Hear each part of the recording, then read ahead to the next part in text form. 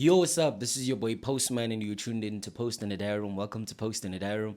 And as you may know, every day is a good day to get a delivery from the postman. And of course, if this is your very first time tuning in, please kindly like, share, subscribe, comment, do whatever is necessary to engage with the content, and most importantly, enjoy the review because today, actually, I come in peace. I come in peace. And yeah, I guess I come in peace for numerous reasons because the last time I came and there was a non-review kind of format where it was just me commentating or whatever the case may be. Like it didn't end well. So yeah, today I just come in peace and there is no malice. There's never any malice, whatever. But yeah, today is a kind-hearted, light-hearted kind of video. And I'm just gonna tell you guys who I think or who I believe is next or who I believe you guys should be listening to in 2025 because we know the game is always changing. The game is always changing. Like in the previous year, I said, kindly next is next, and yeah, he's the one. He's the one right now, easily the front runner in SA hip hop right now. So, just gonna make some suggestions or recommendations of who I think is next or who I believe is next, like I had said. So yeah, let's just get into it. Coming in at number one for me would have to be Tshego Santana. I think Tshego Santana for me is gonna have a very formidable, amazing year, and he's been getting a lot of love. And the first time I came across Tshego Santana was obviously on his project with the black and white kind of cover where he's wearing a suit. And yeah, I just came across that project sometime during the course of this year. And I was really impressed. I was impressed by his voice. I was also impressed by his storytelling abilities. And then I would then go on to listen to many of his songs like The Dating Pool and Charlie's Angels, and some of them very, like contextually, they're quite goofy, playful, but for the most part, Tshego Santana is a your outright rapper. He's a lyricist. He's in there. He has a lot of bags, so to speak. And what I like about him, like I said, is the voice. The voice for me is one of the things that actually, you know, help me listen to someone or help with the listening process, because I'm not going to listen to someone who I believe has a very bad voice, for example.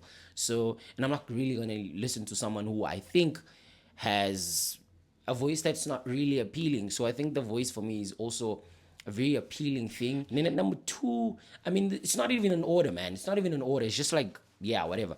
So at number two, I have Fabulous, or He Must Be Fabulous. So this is a guy who I also came across this year, and it was on TikTok actually, where there was some joint that was trending. I think it's currently out now on DSPs, because when it was trending, I couldn't find it on DSPs.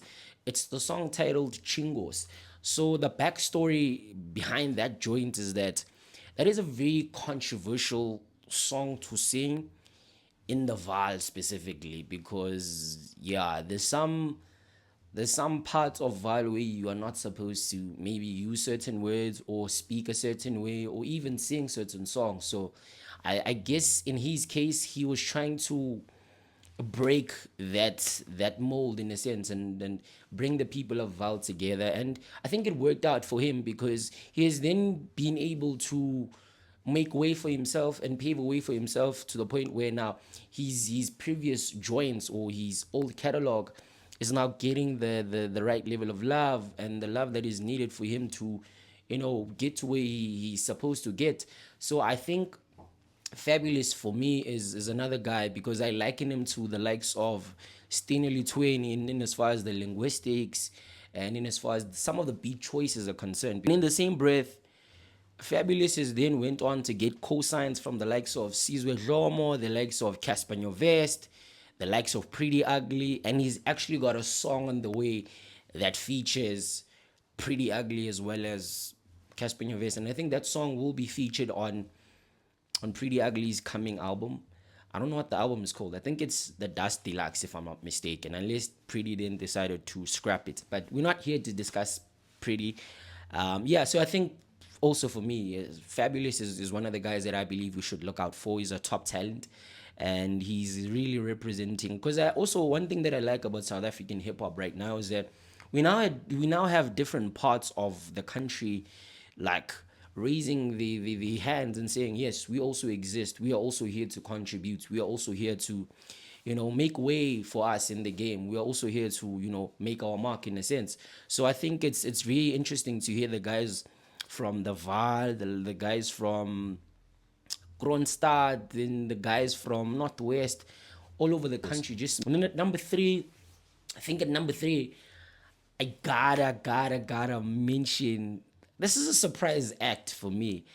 It's a very surprising act, if I'm being honest, because of a lot of reasons. And the first reason is that I think this act for me has been hasn't been in my foresight, and if I'm making sense, or if that makes sense. Like, it hasn't been on my radar. I've always known about him, respect the dude, but after what I heard today, he's easily one of the most important guys that I think people should pay attention to in 2025. I think you guys should actually pay attention to the Hood Hope from the Koilas. And the reason why I'm saying you guys should pay attention to the Koilas, I'm not saying you should like take your eyes away from the Koilas and think of the guys individually or whatever.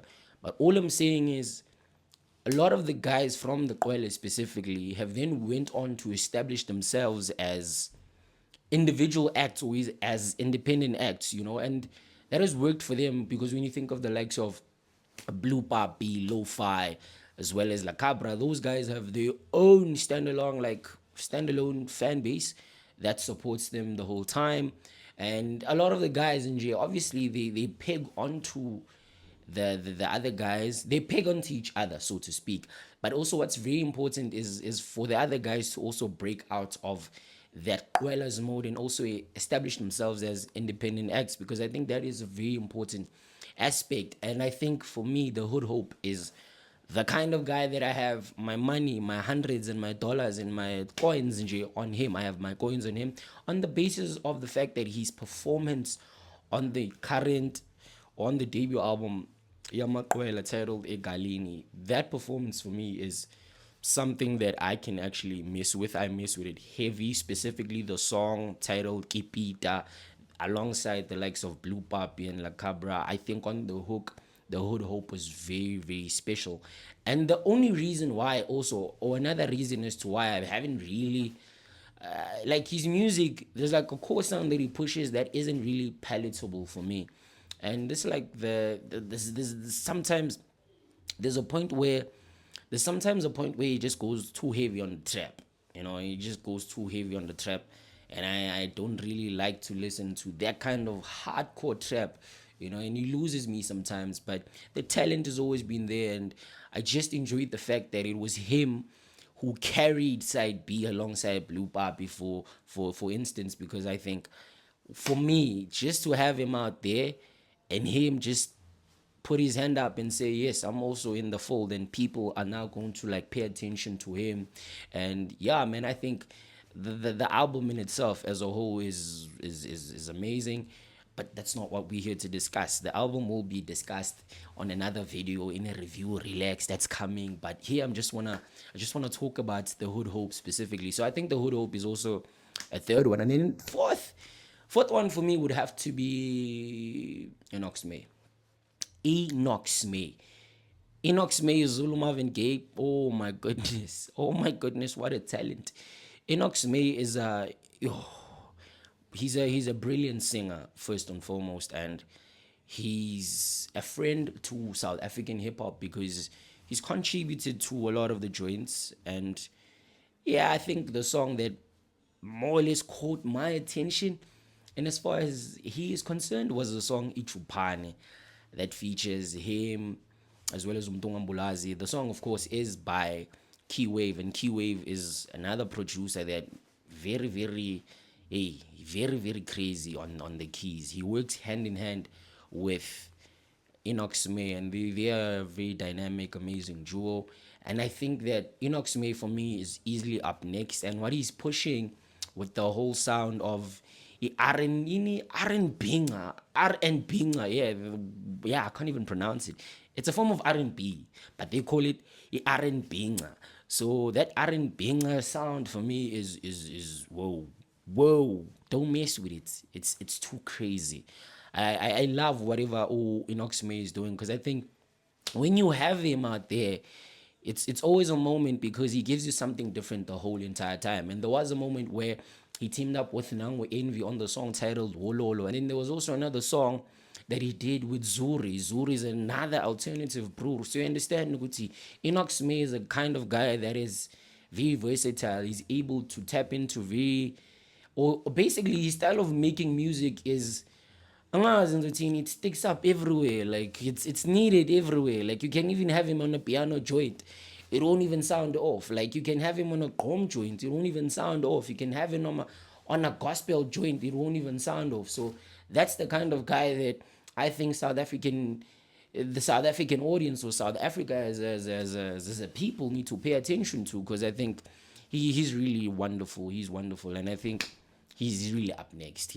Just go listen to these guys. Like, I've already given you a map of the kind of sounds that you guys need to listen to. And then to finish it off, I think my number 5 would have to be Trophy. Trophy is another guy. Some might argue that Trophy has been around. Yes, he has been.